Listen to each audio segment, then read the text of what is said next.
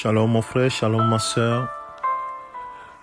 Le Seigneur nous a fait encore grâce ce matin de nous réveiller et nous lui disons infiniment merci. Ce matin, ma prière est que tu sois puissamment fortifié dans ton être intérieur.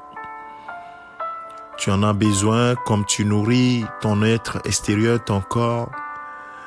Tu l'entretiens afin que tu sois en bonne santé, que tu puisses vaquer à tes occupations. Ton être intérieur a besoin d'être entretenu, d'être fortifié, d'être renouvelé et d'être nourri constamment. Et cela, le Saint-Esprit, Dieu a mis tous les ingrédients, bien toute la provision pour que cela soit fait. Et c'est la prière que l'apôtre Paul adresse aux Éphésiens, dans Éphésiens chapitre 3, le verset 14, je peux lire le verset 14 au verset 16, il dit, voilà pourquoi je plie les genoux devant le Père de notre Seigneur Jésus-Christ, de qui toute famille dans le ciel et sur la terre tient son nom. Je prie qu'il vous donne, conformément à la richesse de sa gloire, d'être puissamment fortifié par son esprit dans votre être intérieur. C'est le Saint-Esprit qui nous fortifie dans notre être intérieur. Dans ta communion avec le Saint-Esprit permet à ce que il puisse te diriger vers ce qui va muscler ton être intérieur.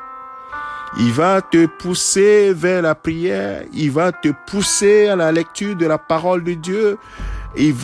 Tout ce qu'il va faire sera pour te fortifier dans ton être intérieur. Le Saint-Esprit nous aide à être en bonne santé spirituelle.